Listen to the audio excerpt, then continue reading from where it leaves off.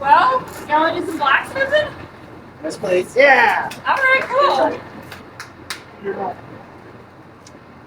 got everyone we need. Grant knows that. He's fine. Hi, Grant. Great now. Do I need to make an announcement? I think we're good. We're getting ready to start. I'm gonna do blacksmithing now. And after. Oh, you want to try that? Yeah, maybe a little bit. All right. Hi, everyone. Thanks for having me out. It's me here. I'm Anna Koplik, not Koplik.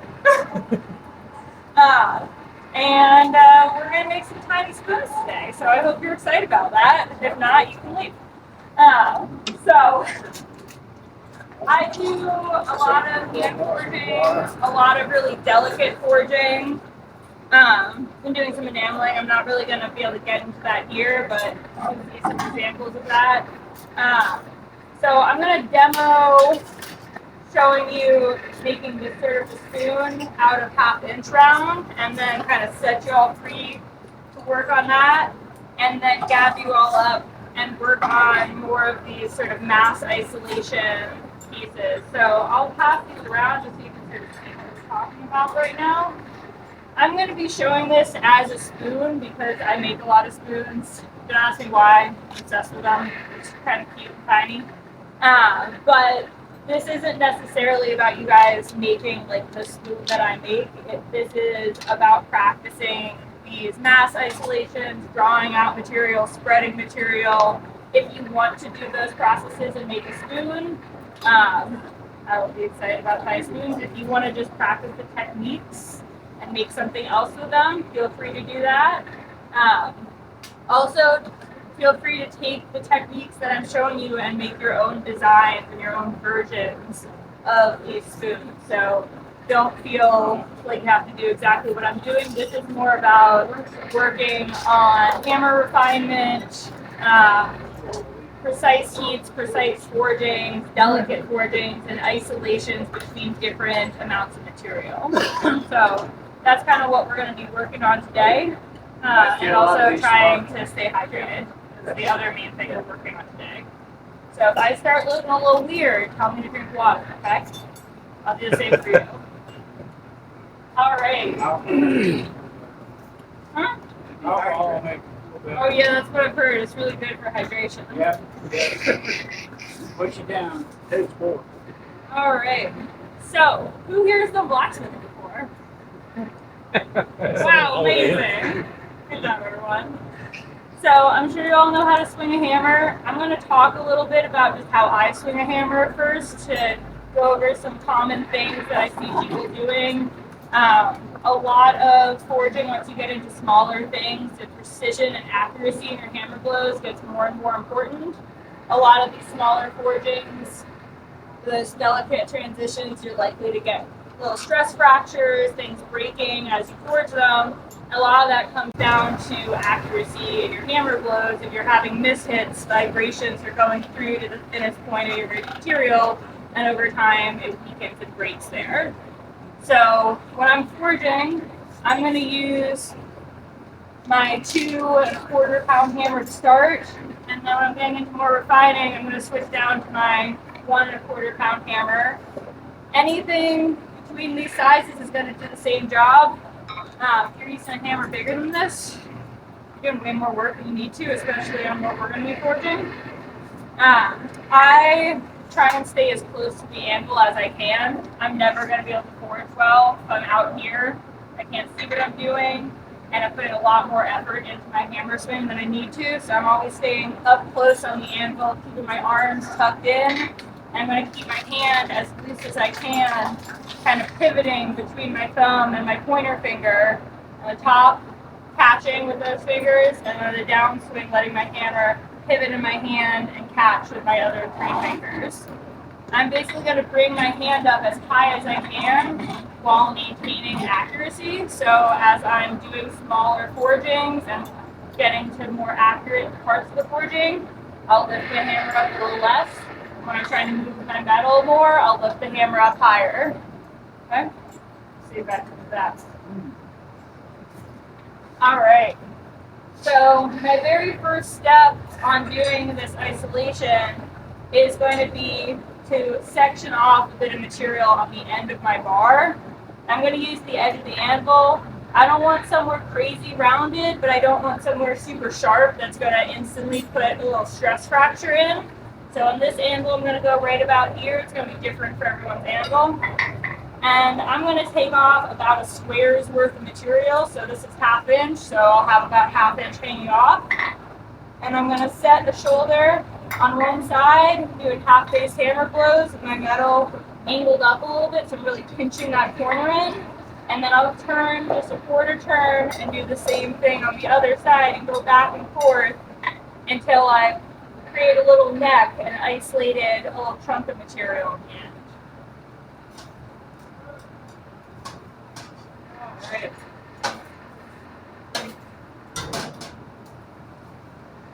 If you need me to be louder, or if you got any questions, just yell at me. I'm going to wear earplugs basically from here on out, because blacksmithing's too loud for me without them. So feel free to yell at me if you need to speak up at all. I'm going to bring it up to the grade. Shove it back a little bit.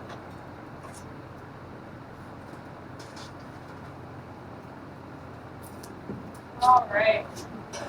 So I really try and forge with everything at a full high heat to start with.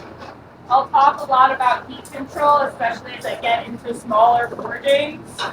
It's really important to have heat exactly where you want it and stop before things get too cold, especially in those small transition areas where they're going to cool down in the small spot first, and that's going to be your weakest spot as well.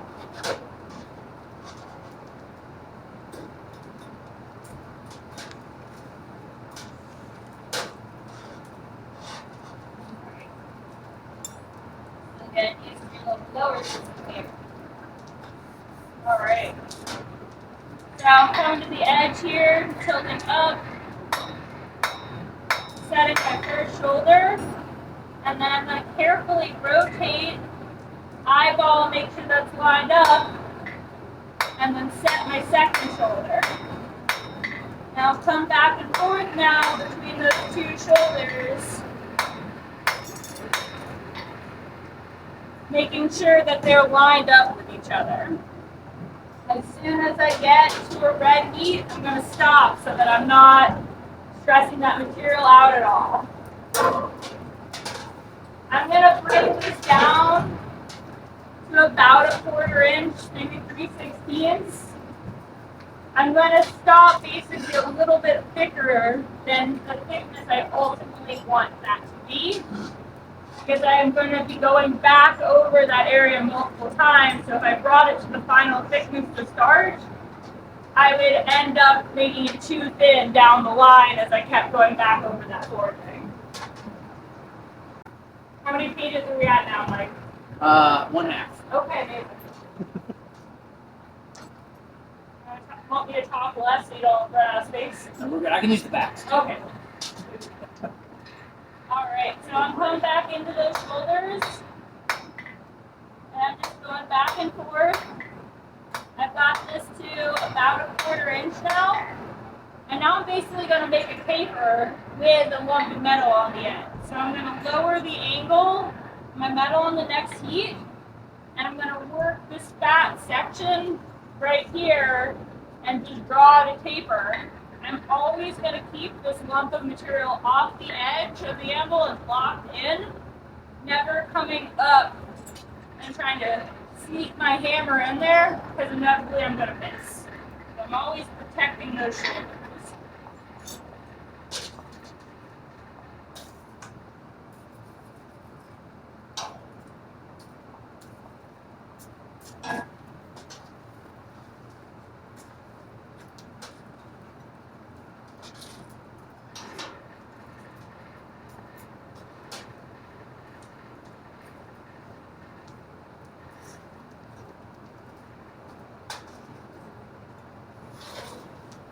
I tend to make these spoons off of a longer bar, just because they get pretty hard to hold on to if I'm trying to start with something little.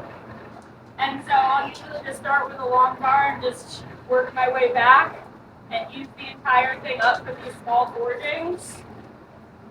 Or I just have a little scrap, like, what can I make out of that? So, same shoulder locked in, lowering my ankle, and start working that taper out longer. But I'm still just working those same two sides and keeping my shoulders locked in and keeping that lump of material off the edge. As soon as I notice that this section is getting cold, I'm going to stop, even if I've still got heat up here. That area right there, if it starts bending around when it's cold, that's what's going to stress it out. So I'm just going to keep heating and drawing a taper out here to whatever length I'm looking for, but being very mindful of my heat and not working when that transition point is cold.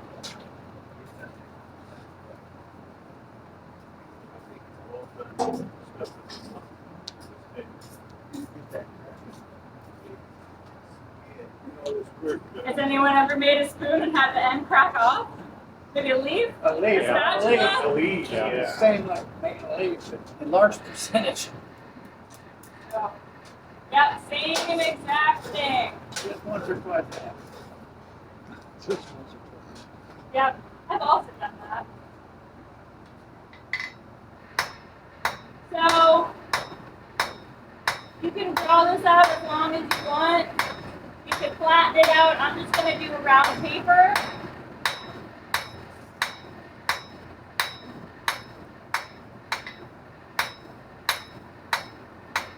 You can see I'm not forging that neck thinner, but I am continuing my taper into it. So I've still got a little bit of a thin spot at the end there. I am going to come back in and clean that up before I do the rest of my forging.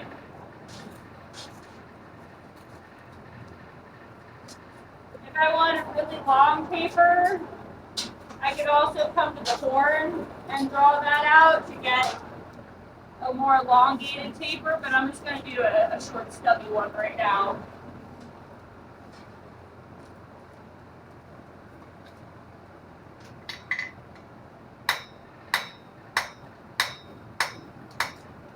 You'll see my hammer blows are heavy in the back where I've got more material, and then lighter near that shoulder transition, not lifting my hammer up as much because I don't have as much material to move there.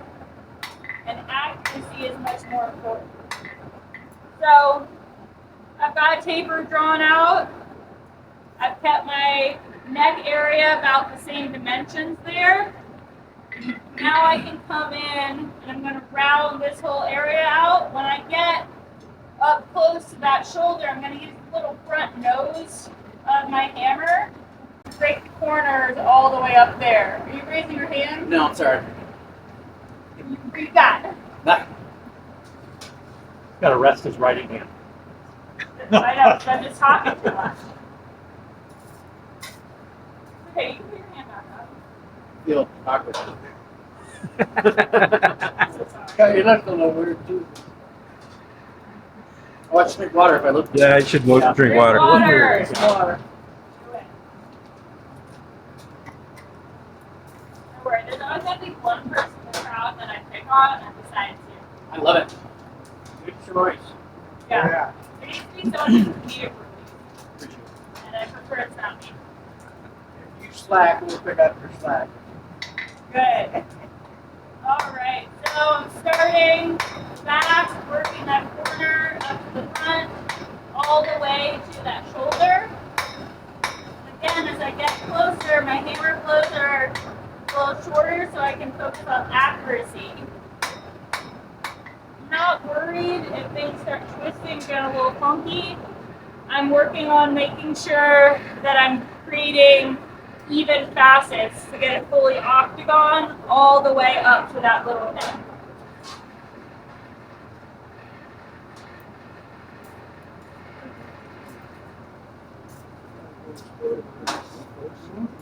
If you ended up with a shoulder that's more radius than you wanted, I would go back in at the very end and crisp it up.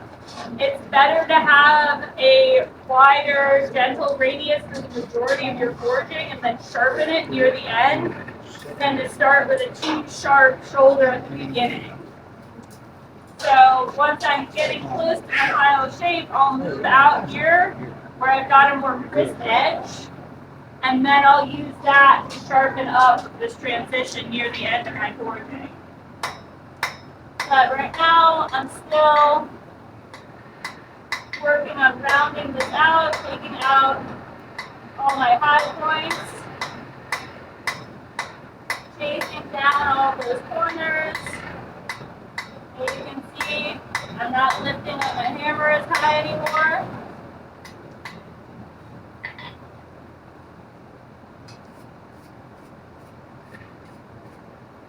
So I'm getting that pretty close to round. My next heat, I'll come into a sharper corner and I'll kind of clean up that little transition on the end and crisp it up with this nice sharp edge over here. So I'll come back in the square, crisp that up, and then I'll hit all those little corners as well.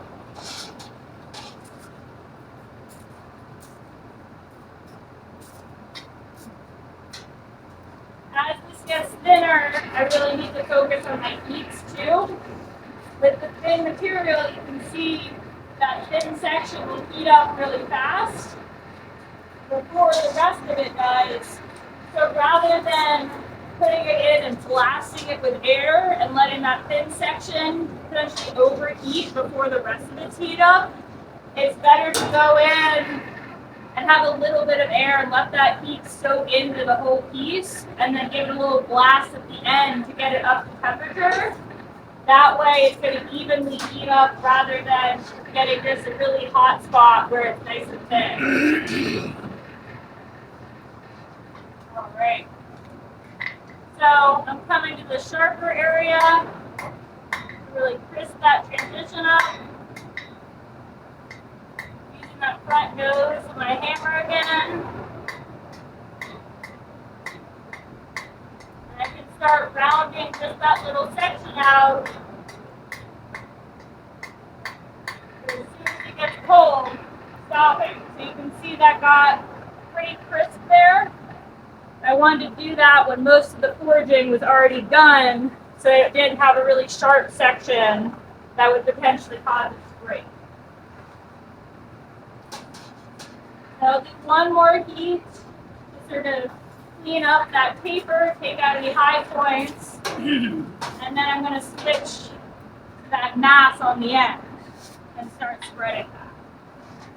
I typically will leave my forging on that end until the very last. I try and get as much done on that handle area as I can. As soon as you start thinning that lump of metal out, it's really likely to burn, it's hard to hold on to, it's hard to get even heat. So if I can do that as my very last step, everything else will be easier up until then. Now I'm just chasing any high points out that I see. Getting that nice and rounded out.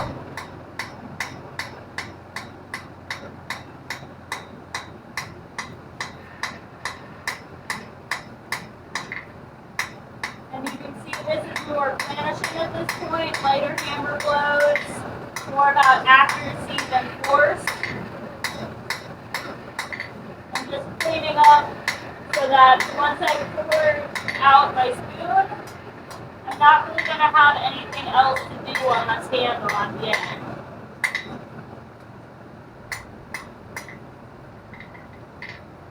Okay. So I could fuss with that forever. I'm a fusser. But you guys don't need to see that. But picture, 10 more minutes of planishing on there that none of you really care about. But this would be the point where then I would focus on flattening out that end. The spoon part? Yeah. If I were going to do something more complicated on this handle, say I wanted to cut it off and flatten it out and punch a hole and do some fullering or something on there, I would probably do that now and then hold on to that so that my very last step is still that spoon end, rather than trying to spread all that out and have this delicate spoon that I'm trying to hold on to while I forge it in. So this spoon right here that was accidentally made out of tool seal and broke at the last seat. This handle started off exactly the same as this. I cut it off, flattened it, punched the hole, and then cross-keyed this section out. So that's just an example to pass that around of different things that you can do going from this point. And that's where I'm saying if you guys want to experiment with different things, come up with your own designs off with this, feel free to go wherever your creativity takes you. So now that I've got this mass on the end, I want to make sure it's nice and straight before I start flattening it out. If it's already a little crooked, then when I start flattening it out, I'm setting myself up to have an uneven mass that I have to correct down the line. So I'm going to get a little bit of heat. I'm leaning off to one side. So I'll come in, I can straighten it out here.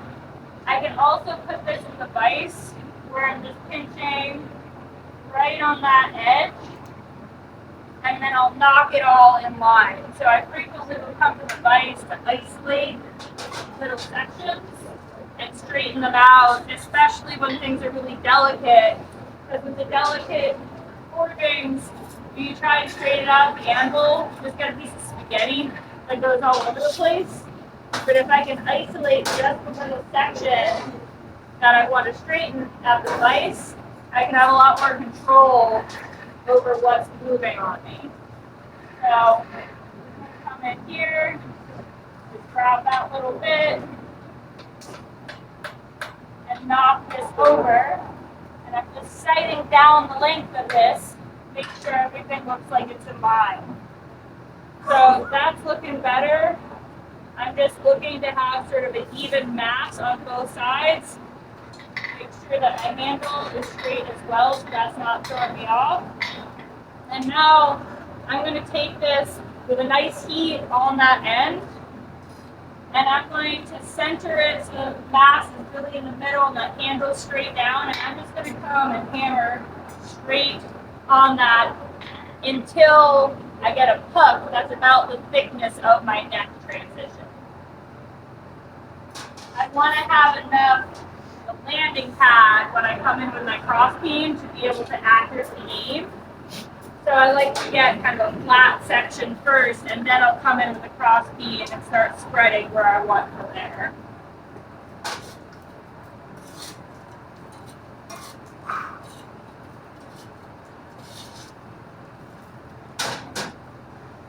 So this is where I'm really not opening the air up a whole lot. I'm letting that heat soak in so that I can heat up that mass on the end without that small transition overheating. I'm just letting it sit in there, taking it out occasionally. You can see it's heating up pretty evenly. So I'll let that sit for a sec, give it a little blast at the end to get that final bit of heat. And now just coming straight down until I get to about the thickness of that transition point. Okay. So in that flattening, that little neck might kind of wiggle on you. So once I flatten that out, I'm going to take a heat to sort of straighten everything out. And I've also got these little ears that will come out from the end of the bar. So I'm going to give myself a little bit of a cleaner preform before I get it too thin. So I'll straighten this neck out, and then I'm going to come in and kind of round that whole area out and give myself kind of a medallion on the end to work from.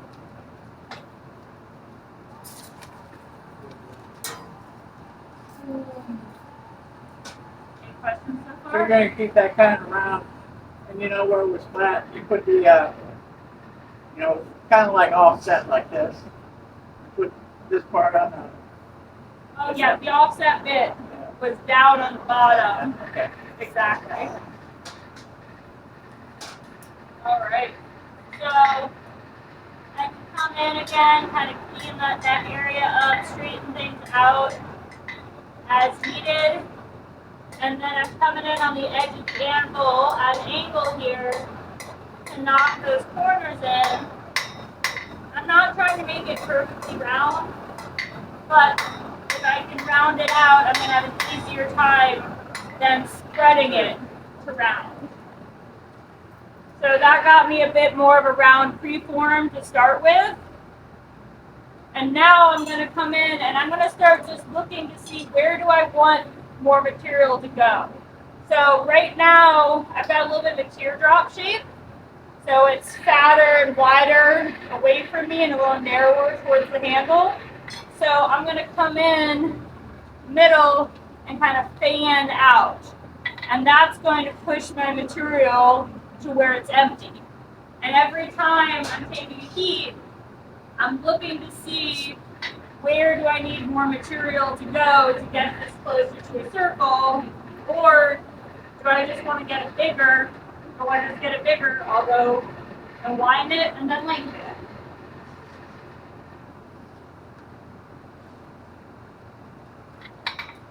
So I'm starting in the middle here, I'm avoiding my handle as much as I can, and I'm moving my material and trying to hammer in the same spot.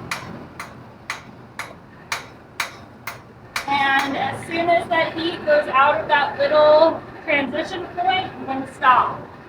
So you can see that kind of filled in that area near the neck that was making it more teardrop shape, but now it's wider than it is long.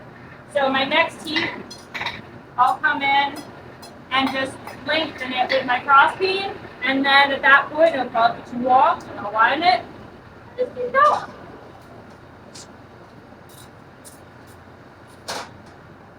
Feel free, once you get to any part of this that's feeling like a bigger hammer isn't giving you the accuracy that you want, to switch to a smaller hammer, especially doing this cross beaming with a big hammer and trying to avoid flattening that neck area out.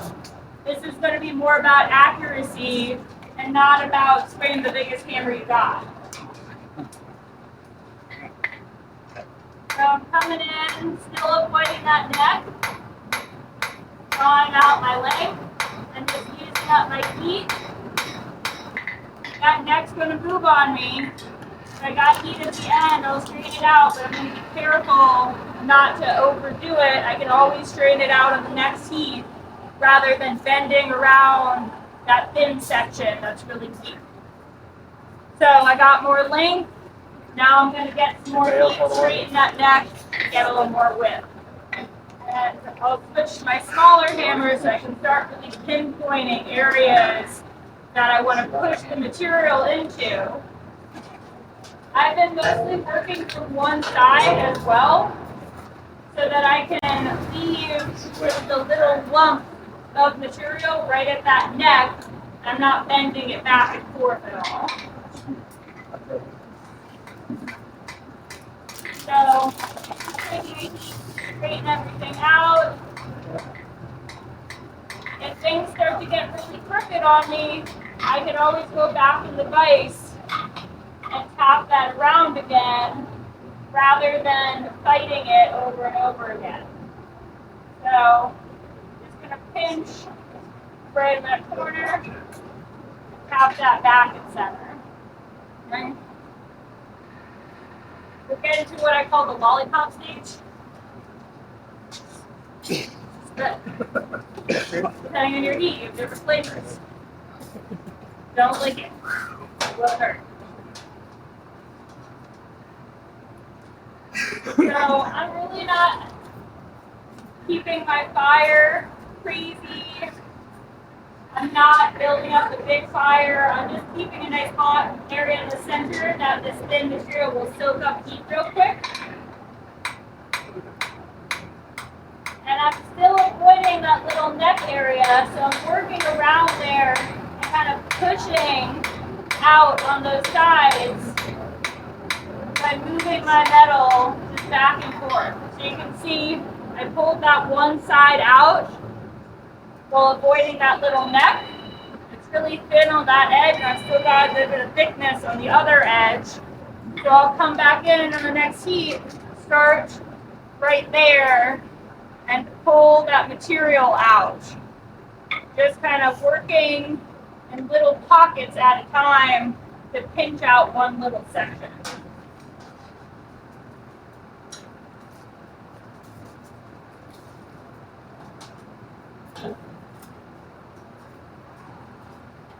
Another thing to keep in mind with your fire is not letting anything dive down.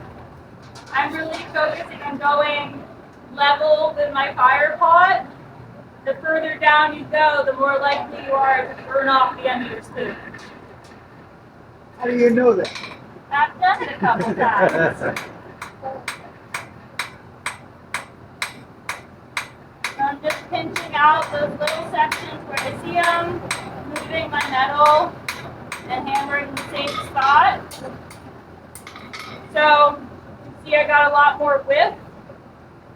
It's getting close to the thinness that I'm looking for. So now I'm really going to focus on trying to fill in anywhere that I need to even out that circle. So I've gone wide there, that's my widest point, so I'm going to work on lengthening. I'm going to try not to get any more width there. I'm going to push a little bit out there and a little bit out there and really start focusing on pinpointing areas I need more material.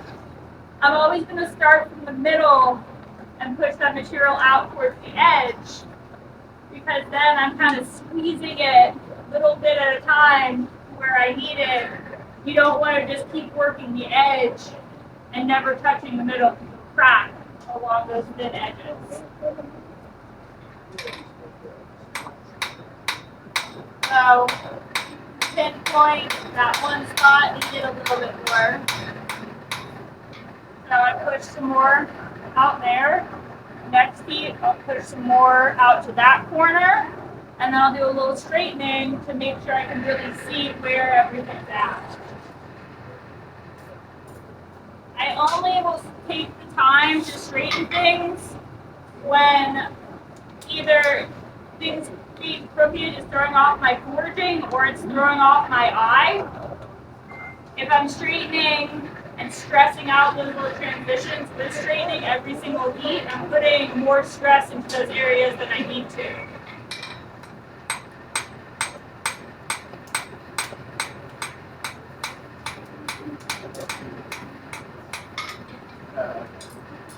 Alright, so that got it a lot rounder, but it's pretty crooked.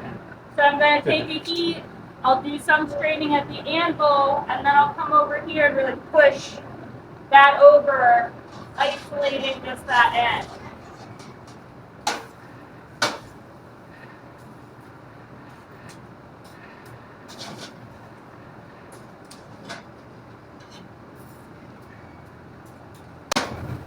Anna, do you focus only on one face of that? Yes. Okay, ain't no backside pushing that out there. Yeah, I've been staying on one side because I'm leaving a little bit of thickness right at the transition between the handle and that sheet metal that I'm creating. And if I went back and forth, that little bit of material would just be pushing back and forth every time I hammered on it. By staying on one side, I'm doing as little movement in that little transition point as possible. Yeah, thank you. So doing the straightening that I can come in and clean up that little transition point. This is why we left it thick, because I need to be able to go back over it. So you can see that straightened it out a good bit, but I'll get another heat and come in and tap that over so it's aligned using the vise.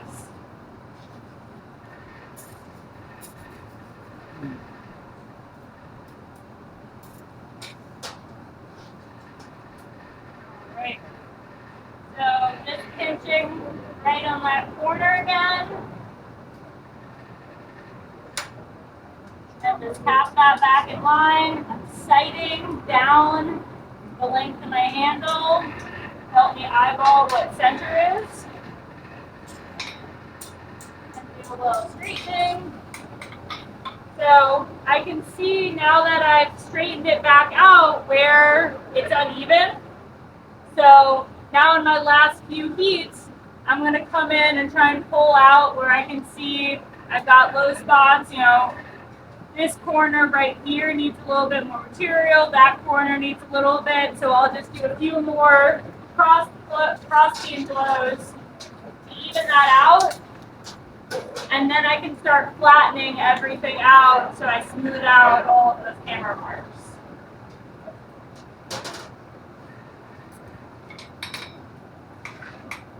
So I'm really just pinpointing small areas with my cross beam.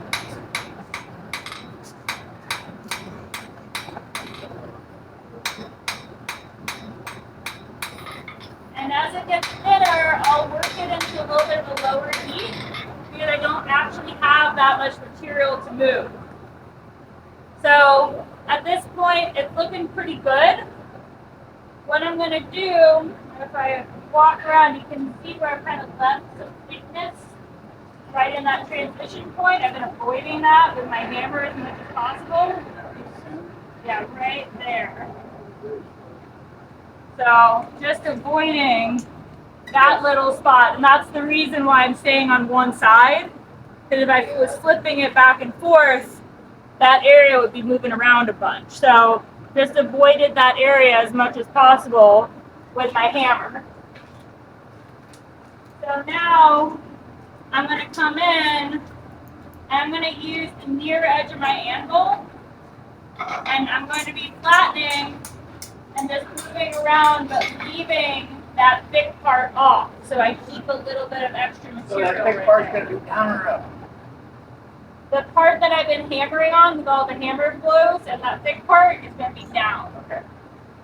And I'm going to leave that little section off, and just hammer flat around it, so that I'm not thinning that area out. The next little spoon that we do after this one, I'll get into doing like a little decorative transition point right there, but this one is just about leaving a little bit of metal.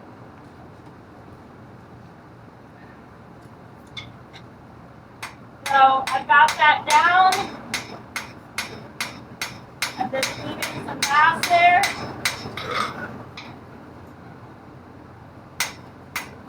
So you can see I wasn't trying to make it any sort of fancy shape. It's just to make sure that I still leave that little chunk of material, but still can clean up in there. Yeah, I'm going to interrupt real quick. We're going to have to watch the afternoon showers rolling in. Woo! We need to move stuff in a hurry. All right, well, I'm about to be done, so we can just run. All right, so just leaving that little chunk. So rather than it going from neck and then a sharp line to flat, where you're going to have a really weak spot, if you can let that neck area kind of bleed into that flat section, it's going to be a lot stronger. So I'm just going to get one more heat. I'll go back to that same shoulder with that mass pointed down and off the anvil and just flatten out the rest of that sheet metal.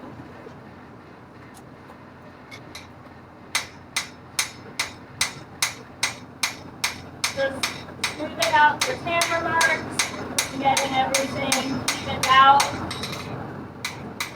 And then I can come in if I need to. I can come back in with my cross beam if I realize I missed the spot. Do any straightening I need. Okay. So that just smoothed out all those hammer marks, but still left that little kind of nubbin of material between the two sections.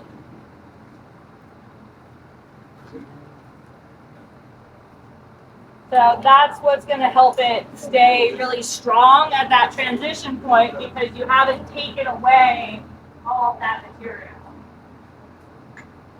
Now, I've used this forging for plenty of things. This would be the same thing if we wanted to do a decorative end on the end of the coat rack, be part of other hardware.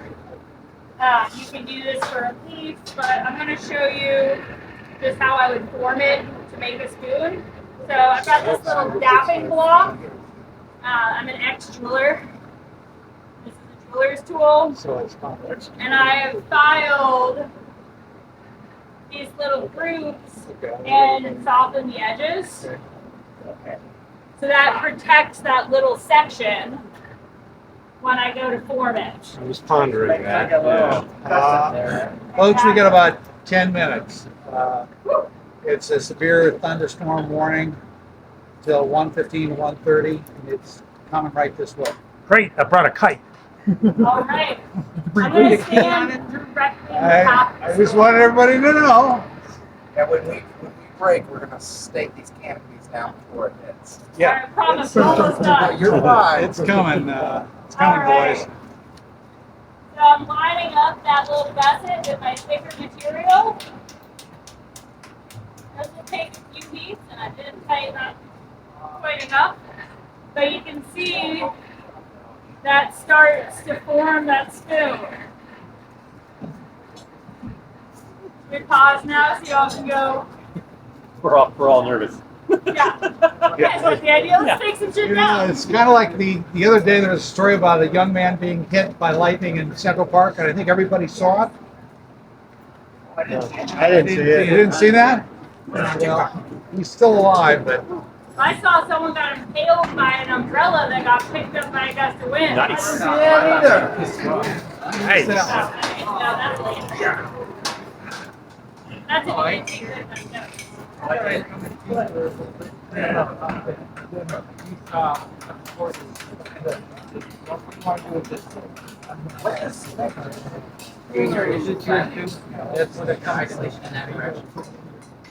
So with it, like the shoulder and the bottom. Yeah. So the thing that I was told that I think makes sense and I've had good success with is that basically when you're flattening that out, you want the side that has the shoulder to flatten out more slowly so that it doesn't roll over. And if it's on the bottom, the hammer blow is a force, so the bottom side is the force.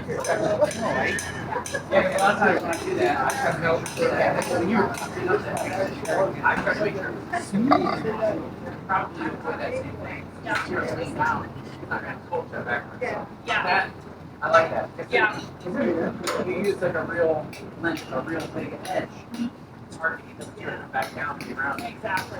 Yeah, I like so yeah, I'll start round, crisp it up at the very end so that I'm not doing the majority of my forging with it sharp. And then yeah, when I flatten that shoulder. That was no hard. Amazing. I'll get out of here. I got nothing else for you. Brad, what the hell do you want us to do? We all lay down and hold on to a leg, is that it? No, I was talking